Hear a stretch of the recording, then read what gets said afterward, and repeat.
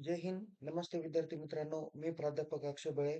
आत्ताच्या आपल्या या व्हिडिओमध्ये मनपूर्वक स्वागत करतो. आत्ताच्या या व्हिडिओमध्ये आपण महाराष्ट्र सेट परीक्षा जुलै 2026 चा परीक्षा फॉर्म कसा भरावा, ऑनलाईन नोंदणी कशा पद्धतीने करावी, कोणते कागदपत्र आवश्यक आहे, फी कशा पद्धतीने भरावी, फॉर्म कशा पद्धतीने सबमिट करावा, याची साध्या सोप्या सरळ भाषेमध्ये आपण माहिती घेणार आहोत. त्यामुळे सेट परीक्षेचा फॉर्म भरण्यापूर्वी हा व्हिडिओ नक्की बघा, जेणेकरून आपला परीक्षा फॉर्म चुकणार नाही आणि आपल्याला योग्य त्या पद्धतीने परीक्षा फॉर्म भरता येईल. परीक्षा फॉर्म भरण्यापूर्वी आपण काय करा, महत्त्वाचे जे काही इन्स्ट्रक्शन आहे त्याची माहिती आपण या सावित्रीबाई फुले पुणे विद्यापीठाच्या सेट एक्झाम या वेब पेजवर सविस्तर माहिती बघू शकता. सेट एक्झाम परीक्षा फॉर्म कसा भरायचा यासाठी आपण unipuणे.ac.in या ऑफिशियल होम पेजला जा.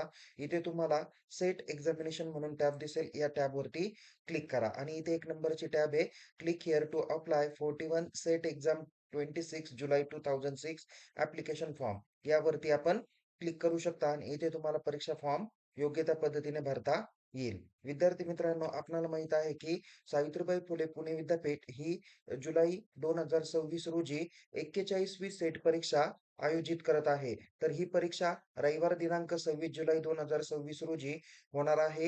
ही जवळजवळ महाराष्ट्र आणि गोवा राज्यातल्या टोटल 18 परीक्षा केंद्रांवरती ही परीक्षा आयोजित केली जाणार आहे. या परीक्षेत एकूण 32 विषय असणार आहे. यापैकी आपला पीजीचा जो विषय असेल, तो विषय आपण या ठिकाणी निवडू शकता.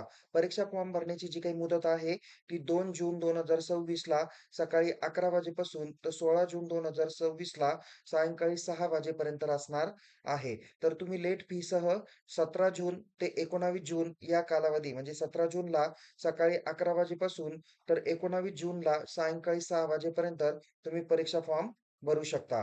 जे विद्यार्थी ओपन कॅटेगरीचे आहे, त्यांना ₹800 फी आहे. तर जे विद्यार्थी SC, ST, NT, OBC, EWS, PWD या कॅटेगरीचे असतील, तर त्यांना जवळ-जवळ ₹650 फी असणार आहे. त्यामुळं वेळेवर अर्ज भरा. ही संधी गमावू नका. ओके. तर आता आपण परीक्षा फॉर्म कसा भरावा याची माहिती बघूया. याकरता आपण इथे न्यू युजर रजिस्ट्रेशन या बटनावर सगळ्यात अगोदर काय करायचं आहे, आपल्याला क्लिक करायचं आहे. कारण तुम्ही पहिल्यांदाच फॉर्म भरता आहे म्हणून. तुम्ही या अगोदरची परीक्षा दिली तरी सुद्धा तुम्हाला आता या ठिकाणी न्यू युजर रजिस्ट्रेशन मधून रजिस्ट्रेशन करायचं आहे. त्याच्यानंतर तुम्हाला मेसेज येईल, I confirm that set exam will be held on 26 जुलै 2026. इथं ओके बटनावर क्लिक करा. नंतर इथे एक इम्पॉर्टंट इन्स्ट्रक्शन दिलेले आहे. काळजीपूर्वक पद्धतीने ते इन्स्ट्रक्शन रीड करा आणि सगळ्यात शेवटी कंटिन्यू टू यूज रजिस्ट्रेशन या नंबरवर क्लिक करा.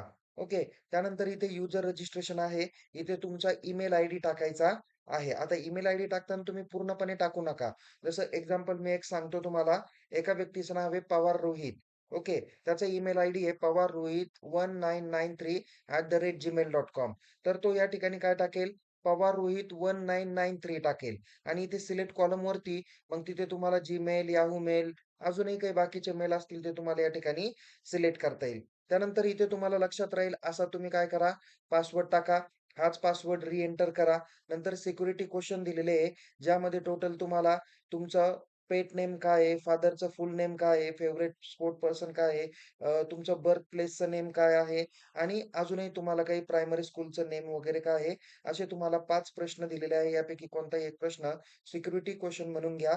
ज्यावेळेस तुमच्या भविष्यात सपोज जर का तुम्हाला तुमच्या परीक्षेचा युजर नेम पासवर्ड आठवला नाही, त्या सिक्युरिटी कोडच्या माध्यमातून किंवा या प्रश्नाच्या माध्यमातून तुम्ही तुमचा पासवर्ड रिसेट करू शकता. ओके. आता एक्झाम्पल आहे की या स्टुडंटनी इथं who is your favourite sport person किंवा स्पोर्टमन त्यांनी नाव सिलेक्ट केलं आणि इथे त्यांनी नाव टाकलेलं आहे, जे त्याचं नाव आहे ते. त्याच्याकरता हे काळजीपूर्वक लक्षात ठेवा आणि याचा स्क्रीनशॉट तुम्ही घेऊ शकता. याला काय करा, सबमिट करा सगळी माहिती भरल्यानंतर. जसं की मी मगाशी सांगितलं की रोहित पवार 1993 आणि इथे तो शेवटच्या कॉलममधून @gmail.com सिलेक्ट करणार आहे. इथे तुम्ही एकदा का सबमिट केलं, तुम्हाला मेसेज येईल, user created successfully. Then you can click here okay. Okay. त्यानंतर आता इथे तुम्हाला काय आलं, ओके बटनावर क्लिक केल्यानंतर इथे पूर्णपणे डिटेल आली. इथे तुमचा युजर नेम पण आला आणि तुमचा पासवर्ड पण आलं. याचा स्क्रीनशॉट घ्या. ऑलरेडी तो तुमच्या मेल आयडीला पण तुमचा युजर नेम आणि पासवर्ड तुमचा पाठवला जाणार आहे. नंतर इथे लॉग इन फ्रॉम हिअर या बटनावर क्लिक करा. नंतर बघा पुन्हा पहिल्या पेजला येतो. आता या ठिकाणी तुमचा युजर नेम म्हणजेच तुमचा मेल आयडी टाकायचा आहे आणि जो काही पासवर्ड आता क्रिएट केला तो टाकायचा आहे आणि लॉग इन करायचा आहे. आता या विद्यार्थ्याचं आपण एंटर केलं लॉग इन आयडी, पासवर्ड वगैरे टाकून, तर आपल्याला 3 स्टेप्स पूर्ण करायच्या आहे. पहिली स्टेप्स आहे fill main application form. Second आहे upload scan photo and signature. Third आहे payment and print out of application form. एवढ्या 3 स्टेप्स आपल्याला पूर्ण करायच्या आहे आणि इथे बघा शेवटी तुम्हाला status of your application form दाखवलेलं आहे. Steps number 1 not completed, step 2 not completed, step 3 not completed. तर आता काय करा, 1 नंबरच्या स्टेप्सवर क्लिक करा. Fill main application form. Okay. त्यानंतर इथे तुम्हाला पूर्ण डिटेल येईल. इथे सगळ्यात प्रथम एक्झामिनेशन सेंटर तुम्हाला सिलेक्ट करायचं आहे. इथे एक्झाम सेंटरला क्लिक करा. इथे महाराष्ट्र आणि गोवा राज्यातल्या जवळ-जवळ 18 परीक्षा केंद्रांची नावं या ठिकाणी तुम्हाला बघता येईल. ओके. तर जे योग्य वाटेल तुम्हाला ते सेंटर तुम्ही निवडू शकता. जसं की या स्टुडंटनी नाशिक सेंटर घेतलंय, तर नाशिक आपण या ठिकाणी निवडूया. पुढचा प्रश्न आहे subject opted for set exam. तुम्हाला सेट परीक्षा कोणत्या विषयात द्यायची आहे? यामध्ये जवळ-जवळ 32 विषयांची लिस्ट तुम्हाला या ठिकाणी दाखवली आहे. आता या स्टुडंटला सपोज कॉमर्समध्ये निवडायचं आहे, म्हणून इथे 50 नंबरचा सब्जेक्ट आहे कॉमर्स किंवा 50 त्याचा सब्जेक्ट कोड आहे, तो या ठिकाणी सिलेक्ट करेल. ओके. नंतर त्याचा पोस्ट ग्रॅज्युएशनचा सब्जेक्ट कोणता होता? कॉमर्स होता, तो या ठिकाणी घेईल. एखाद्या विद्यार्थ्यांनी जर का सब्जेक्ट इकॉनॉमिक घेतला, तर इथे त्याचा एम-ए वगैरे असा शब्दप्रयोग येऊ शकतो किंवा इकॉनॉमिक्समध्ये कोणता घेतला त्याचा पेपर तुम्हाला या ठिकाणी येऊ शकतो. नंतर खालती बघा इथे तुमची पर्सनल डिटेल आहे. तर या ठिकाणी तुम्हाला काय टाकायचं आहे, जिथे-जिथे स्टार केलेलं आहे ते तुम्हाला कंपल्सरी फिल करायचं आहे. इथे पहिलं आहे नेम ऑफ कॅन्डिडेट. इथे तुमचं आडनाव टाकायचं, नाव टाकायचं आणि वडिलांचं नाव टाकायचं. एकखटी पहिल्या कॉलमला सगळं आडनाव, नाव, वडिलांचं नाव टाकायचं नाही. ज्या त्या कॉलमला जी ती माहिती भरायची. सेम फादरचं सरनेम, फादरचं फर्स्ट नेम, फादरचं मिडल नेम टाका. आईचं पण काय करा, सरनेम, फर्स्ट नेम आणि फादर नेम तुमचं टाकलं पाहिजे. नंतर ॲड्रेस ऑफ कम्युनिकेशन. इथं तुमचा डिटेल ॲड्रेस द्या. तुम्ही कोणत्या फ्लॅटमध्ये राहतात, कोणत्या बिल्डिंगमध्ये राहतात, जवळ काय लोकेशन आहे, नंतर कोणत्या रोडला आहे, विथ पिन कोड वगैरे दिलं तरी चालेल. अदरवाईज तुम्ही जसं की आपण एक्झाम्पल घेऊया XYZ बिल्डिंग, XYZ रोड आणि नंतर तुम्ही पोस्ट त्या गावाचं नाव, तालुक्याचं नाव आणि डिस्ट्रिक्टचं नाव एवढं सुद्धा तुम्ही टाकू शकता. एरिया टाका, सिटी टाका. म्हणजे एक्झाम्पल की तुम्ही जर का ग्रामीण भागात राहत असेल, तर तालुक्याची सिटी तुम्ही या ठिकाणी टाकू शकता. नंतर पिन कोड तुम्हाला टाकायचा आहे. तो अप्रोप्रिएट टाकणं गरजेचं आहे. नंतर तुम्हाला डेट ऑफ बर्थ मेन्शन करायची आहे.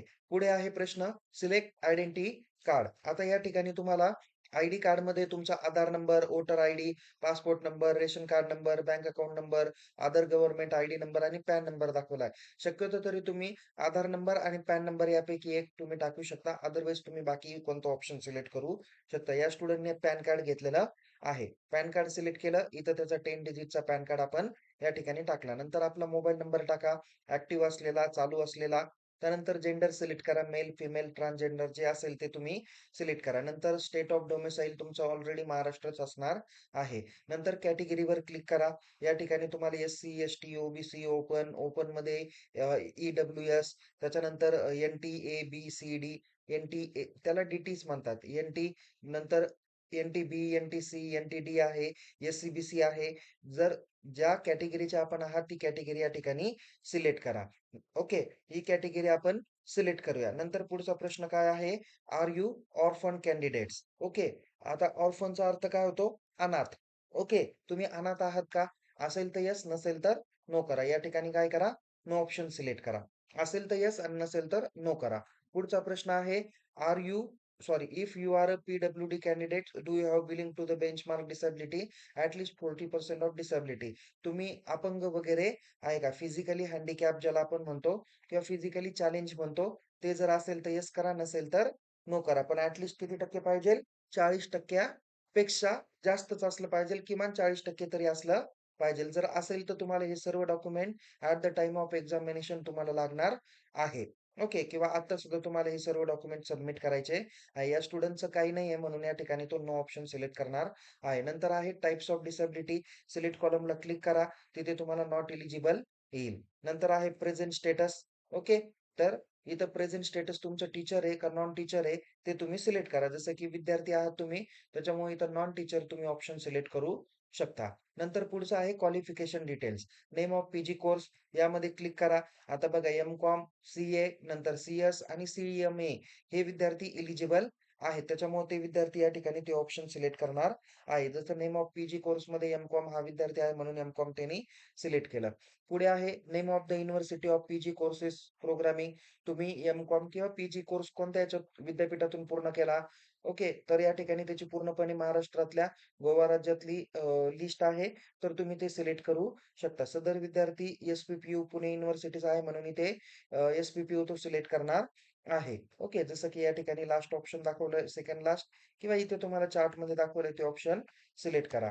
ते ऑप्शन सिलेक्ट केल्यानंतर पुढचा प्रश्न आहे PG course completed or appearing. आपल्याला माहिती आहे की लास्ट इयर अपिअर असलेले विद्यार्थी हा फॉर्म भरू शकता. म्हणून इथं पीजी कोर्सवाले विद्यार्थी जे काही आहे तर ते अपिअरिंग असतील का कंप्लीट असतील आणि कुठून कंप्लीट केलं त्याची माहिती या ठिकाणी द्यायची आहे. जसं की तो विद्यापीठाच्या विभागामध्ये शिकत असेल, तर त्यांनी ते ऑप्शन सिलेक्ट करा.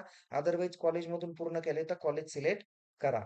ओके. नंतर कॉलेज सिलेक्ट केलं तर नंतर त्यांना इन्स्टिट्यूट किंवा कॉलेज नेम टाकायचा आहे. म्हणजे आता एक्झाम्पल त्यांनी त्याचं एम-कॉम किंवा MA, MCom, MSc, MBA, MCA कुठे कंप्लीट केलं तर त्यांनी त्या कॉलेजचं नाव टाकायचं आहे. पुढे आहे पीजी कोर्स स्टेटस. म्हणजे कंप्लीट केलं का ॲपियर केलं. कारण फायनल इयरचे ॲपियर असलेले विद्यार्थी ज्यांचा अजून रिझल्ट लागलेला नाही, ते विद्यार्थी पण परीक्षा फॉर्म भरू शकतात. सो या ठिकाणी आपण कंप्लीटेड झालेला आहे विद्यार्थी म्हणून कंप्लीटेड ऑप्शन सिलेक्ट केला. ॲपियर असेल तर ॲपियर करा. तुम्हाला मार्क किंवा बाकीची काही गोष्ट टाकण्याची आवश्यकता राहणार नाही. पण एक गोष्ट लक्षात ठेवा, जे विद्यार्थी लास्ट इयरचा परीक्षा फॉर्म भरताय किंवा आता म्हणजे लास्ट इयर तुम्ही ॲपियर आहे, पण तुम्हाला सेट परीक्षा दिल्यानंतर पुढच्या 6 महिन्याच्या आत तुमची जी काही पीजीचा कोर्स आहे तो तुम्हाला कंप्लीट करायचा असतो. म्हणजे जसं एक्झाम्पल आहे, की एखादा विद्यार्थी कधी-कधी मला असंही जाणवलं आहे, तो एम-कॉम झालेला नाहीये. पण तो सेट किंवा नेट परीक्षा पास आउट झालाय. तर कदाचित तो ऑक्टोबरच्या पुढच्या परीक्षेतून पण एम-कॉम पास आउट होऊ शकतो. तशी विद्यापीठ त्याला सवलत देत असते. त्याची काही काळजी करू नका. इथं पीजी कोर्स तो कंप्लीटेड आहे म्हणून कंप्लीटेड करेल. नंतर इयर ऑफ पासिंग त्यांनी एंटर करायचं आहे. नंतर तुम्हाला मार्क्स ऑब्टेन पीजी सांगायचे. एक तर सी मध्ये असेल तर सी सिलेक्ट करा. मार्क्स असेल तर मार्क्स तुम्ही सिलेक्ट करा. या विद्यार्थ्याचे मार्क्स आहे म्हणून आपण मार्क्समध्ये घेणार आहे. ॲग्रीगेट मार्क्स त्याला एकूण किती मार्क पडले ते टाकायचं. कितीपैकी पडले ते या ठिकाणी टाका आणि नंतर कॅल्क्युलेट या बटनावर क्लिक करा. ऑटोमॅटिक पर्सेंटेज येतील. जसं या विद्यार्थ्याला 1276 मार्क पडले. आउट ऑफ कितीपैकी होते?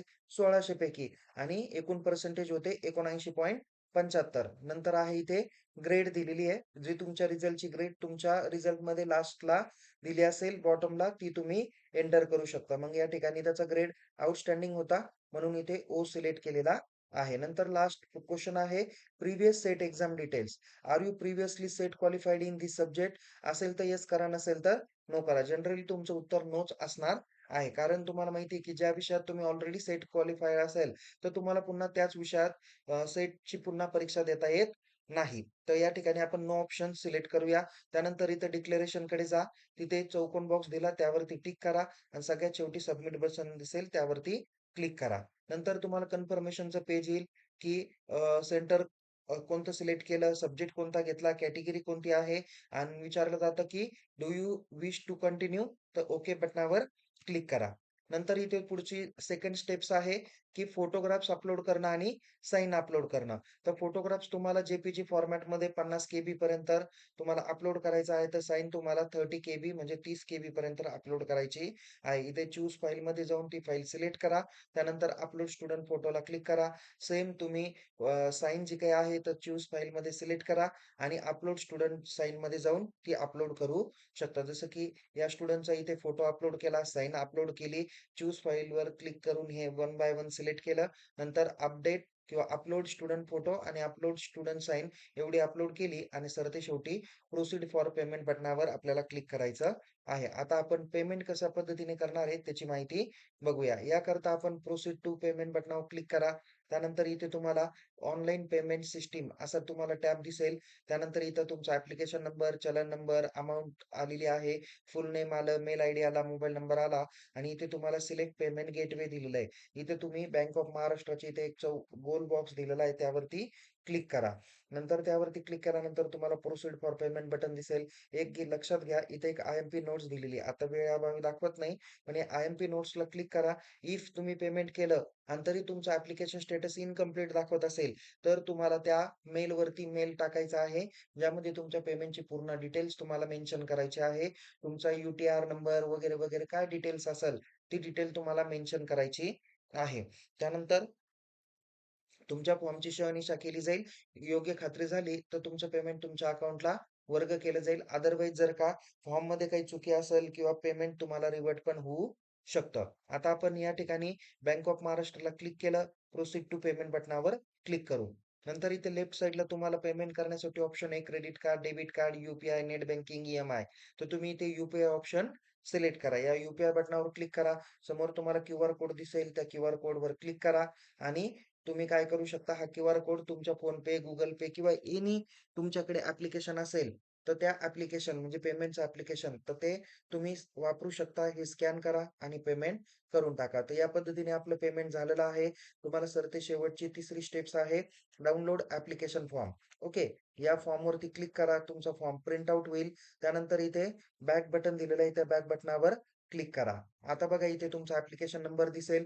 तुमच्या या तिन्ही स्टेप्स आहे आणि लास्टला तुमचं status of online examination form दिलेला आहे, ज्यामध्ये steps number 1 completed, steps number 2 completed आणि स्टेप्स नंबर 3 कंप्लीटेड दाखवलेलं आहे. तर या पद्धतीने तुम्ही सेट एक्झामचा परीक्षा फॉर्म भरू शकता. तर तुम्हाला परीक्षेची तारीख सांगितली, परीक्षा फॉर्मची भरण्याची मुदत सांगितली, परीक्षा फी किती आहे त्याची माहिती दिली. एकूण परीक्षा 18 परीक्षा केंद्रावर घेतली जाणार आहे आणि एकूण 32 विषयात ही परीक्षा घेतली जाणार आहे. सेट परीक्षेत उत्तीर्ण कशी व्हावी, तयारी कशी करावी याबाबत माहिती देणारा व्हिडिओ या व्हिडिओच्या डिस्क्रिप्शन बॉक्सला दिलेला आहे. तो बघा, जेणेकरून तुम्हाला परीक्षेत जास्त मार्क भेटून जातील. ही एक महत्त्वाची काही गोल्डन रूल्स मी तुम्हाला सांगितलेले आहे, सक्सेसची स्ट्रॅटेजी सांगितलेली आहे. या संदर्भात सविस्तर व्हिडिओ ऑलरेडी केलेला आहे. तो तुम्हाला बघता येईल. तुम्हाला काही अडचण असले तर चॅट बॉक्समध्ये माझा नंबर दिलेला आहे. त्या नंबरला तुम्ही संपर्क साधू शकता. तुम्हाला जर यशस्वी व्हायचं असेल, तर निश्चित तुम्ही माझा तो व्हिडिओ काळजीपूर्वक बघा. आतापर्यंत 50 पेक्षा जास्त विद्यार्थी सेट क्वालिफाय झालेले आहे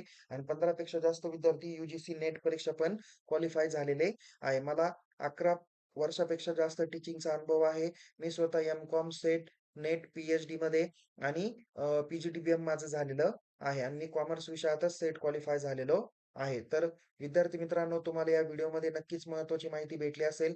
तर तुम्ही या व्हिडिओत सांगितलेली माहिती तुम्हाला आवडली, तर आपण या व्हिडिओला लाईक करा, शेअर करा. अधिक माहितीसाठी आपल्या YouTube चॅनलला सबस्क्राईब करायला विसरू नका. तसेच सेट परीक्षेबाबत अद्ययावत माहितीसाठी टेलिग्राम चॅनल दिलेला आहे. त्या टेलिग्राम चॅनलमध्ये सहभागी व्हा, जिथे आपल्याला नोट्स आणि काही महत्त्वाच्या माहिती तुमच्यापर्यंत शेअर केल्या जातील. पुन्हा भेटूया एका नवीन विषयासह, नवीन व्हिडिओसह.